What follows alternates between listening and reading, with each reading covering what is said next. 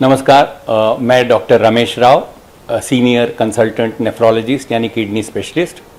मैं Raheja hospital all India institute of diabetes जो माहिम में है वहाँ काम करता हूँ। यहाँ हम सब डायलिसिस, किडनी ट्रांसप्लांट इनके पेशेंट्स की देखभाल करते हैं। जैसा आप लोग जानते हैं कि पिछले 50 साल में डायबिटीज़, ब्लड प्रेशर, इन सब की इंसिडेंस बहुत ज़्यादा हो गए हैं, जिसकी वजह से बहुत सारे पेशेंट्स को किडनी की तकलीफ़ होती है। और जब एक बार किडनी की तकलीफ़ शुरू होती है तो काफ़ी सारे patients what we call as end stage kidney failure, stage 5, जिसके अंदर बिना किसी मदद के जीना मुश्किल रहता है। ऐसे टाइम पे जो स्टेज 5 किडनी फेलियर रहता है उसमें दो तरह के ट्रीटमेंट अवेलेबल हैं। या तो आप डायलिसिस पे जाइए, या अगर कोई किडनी मिलती है घर से या कैडावर ट्रांसप्लांट से तो किडनी ट्रांसप्लांट के लिए जाइए। सो अगर किडनी कमज़ोर हो गई, फेल हो गई, तो उस टाइम आपके पास दो ही चारे हैं, या तो डायलिसिस पे जाएं या ट्रांसप्लांट पे। डायलिसिस का मतलब क्या? डायलिसिस का मतलब अगर आपके गुर्दे खून को साफ नहीं कर पा रहे तो किसी मशीन के ज़रिए खून को साफ करने की ज़रूरत पड़ सकती है। डायलिसिस भी दो तरह के रहते हैं, या तो खून वाला डायलिसिस जिसको हम लोग हीमोडायलिसिस कहते हैं, या फिर पेरिटोनियल डायलिसिस जो पेट की जरिए किया जाता है। हमारे देश में ज़्यादातर पेशेंट हीमोडायलिसिस पे हैं, यानी खून के डायलिसिस पे हैं। तो जिन पेशेंट्स की किडनी पूरी तरह काम नहीं कर रही होती है उनको हम ये ऑप्शंस देते हैं। अगर कोई पेशेंट हीमोडायलिसिस पे जाता है तो उसके लिए हम एक छोटा सा हाथ पे ऑपरेशन करते हैं, जिससे उनकी नसों को तैयार किया जाता है आगे डायलिसिस करने के लिए। इसको बोलते हैं एवी फिस्चुला। एक बार फिस्चुला बना है तो उसको 1.5 से 2 महीने लगते हैं तैयार होने में, और उसके बाद जब भी ज़रूरत पड़ी डायलिसिस की तो हम वो एवी फिस्चुला के ज़रिए डायलिसिस कर सकते हैं।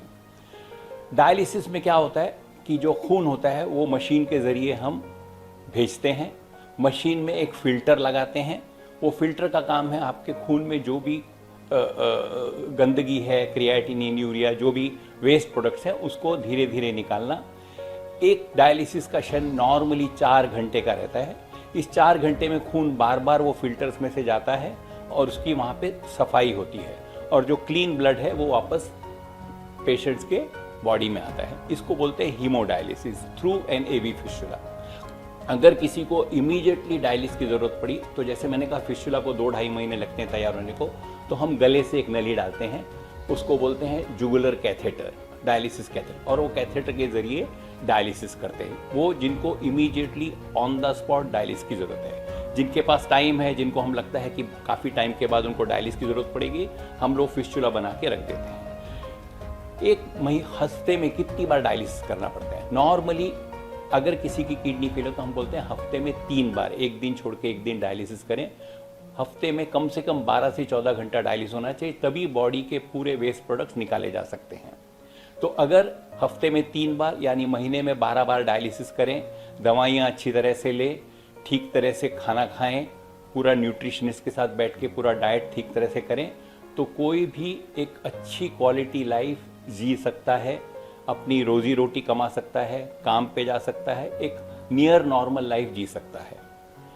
डायलिसिस पे सब लोग पूछते हैं एक बार डायलिसिस पे गए तो कितनी लाइफ है?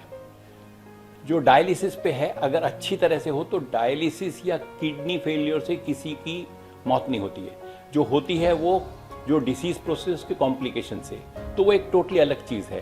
पर अगर किसी को ठीक तरह से रहना है तो अच्छी तरह से डायलिसिस लिया, दवाइयाँ सब बराबर ली, तो एक नॉर्मल लाइफ जी सकता है। जिनके पास ये ऑप्शन है कि उनको घर से या कैडावर ट्रांसप्लांट के जरिए किडनी मिल सकती है, और अगर वो फिट हैं तो सबसे बेस्ट ट्रीटमेंट किडनी ट्रांसप्लांट है।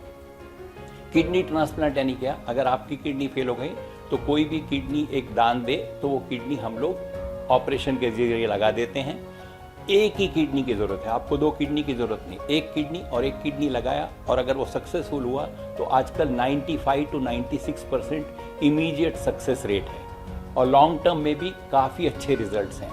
तो ट्रांसप्लांट यानी क्या करते हैं? तो हम हमेशा कहते हैं कि घर से अगर किडनी मिली तो वो सबसे अच्छी है।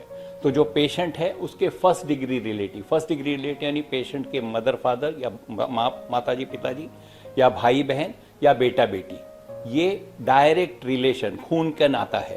तो उसमें सक्सेस चांस बहुत अच्छे होते हैं।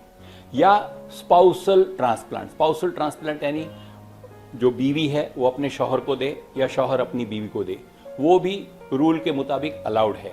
सो ट्रांसप्लांट घर से अगर किडनी मिले तो उसका जल्दी से कर भी सकते हैं, वेटिंग पीरियड नहीं रहता है और सक्सेस के चांसेस बहुत अच्छे हैं।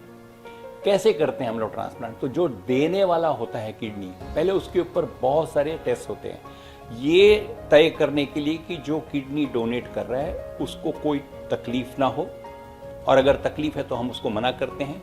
और ये हम अगर पक्का कर ले कि एक किडनी निकालने के बाद जो डोनर है वो ठीक तरह से रह सकता है, अपनी ज़िंदगी बिना किसी दवा बिना किसी तकलीफ से गुजार सकता है, तो हम फिर उसकी परमिशन देते हैं। जो डोनर है, जो देने वाला है, उसके ऊपर बहुत सारे टेस्ट होते हैं, हर चीज़ जांची जाती है ये पक्का करने के लिए कि इससे कोई ना देने वाले को तकलीफ हो और ना लेने वाले को तकलीफ हो। तो एक बार ये तय हो गया कि सब ठीक है तो उसके फिर कानूनी कागजात बनते हैं, परमिशन होती है। एक बार वो परमिशन सब मिल गई तो फिर ट्रांसप्लांट के लिए हम लोग एडमिट करते हैं। 1 या 2 दिन पहले एडमिट करके फिर ऑपरेशन थिएटर में दोनों जिनको किडनी देनी है और जिनको किडनी लेनी है उनको लेके जाते हैं और एक ऑपरेशन का तरीका रहता है, पूरी टीम वर्क रहती है।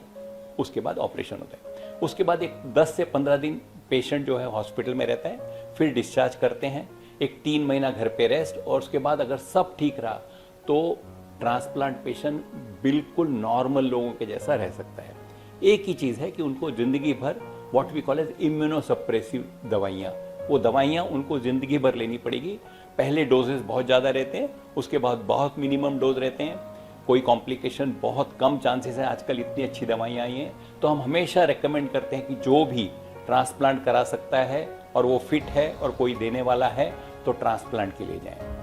अगर घर से कोई देने वाला नहीं है तो फिर हम लोग कैडावर ट्रांसप्लांट के अंदर उनका नाम लिखाते हैं। कैडावर ट्रांसप्लांट यानी अगर किसी का एक्सीडेंट हो गया, कोई ऐसी बीमारी जिससे ब्रेन डेथ हो गया हो, ब्रेन डेथ है लेकिन हार्ट चल रहा है, किडनी फंक्शन कर रही है, और उनके रिलेटिव्स बोले कि भाई इनकी किडनी ले लें, हार्ट ले लें, लिवर ले लें, तो आजकल ये काफ़ी प्रचलित हो गया और बहुत सारे लोग अब आगे आ रहे हैं डोनेशन के लिए, जो कि बहुत अच्छी बात है। कैडावर ट्रांसप्लांट में 2 किडनी रहती हैं और इससे 2 पेशेंट्स को फ़ायदा होता है। और कैडावर ट्रांसप्लांट में वही ऑपरेशन करके वो किडनी निकालते हैं, बर्फ़ में उसको ठंडा करके जो हॉस्पिटल में पेशेंट्स हैं वहाँ पहुँचाते हैं, और वैसे ही जैसे बाकी ट्रांसप्लांट होते हैं उस तरह से करते हैं।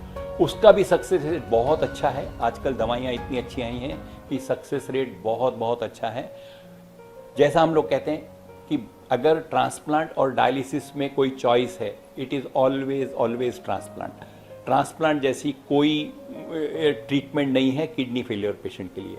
हाँ, किसी के अंदर ट्रांसप्लांट नहीं कर सकते या डोनर नहीं है तो ज़रूर डायलिसिस पे ऊपर भी नियर नॉर्मल लाइफ जी सकता है। सो अगर किडनी फेल है तो जो 100 साल पहले कोई ट्रीटमेंट नहीं था वो है। हमारे पास 2 ऑप्शन है, या तो डायलिसिस या ट्रांसप्लांट। दोनों में लाइफ नियर नॉर्मल है, अच्छी तरह जी सकते हैं। पर अगर चॉइस मिले और अगर ज़रूरी है तो सबसे बेस्ट है किडनी ट्रांसप्लांट करना। Thank you very much, take care.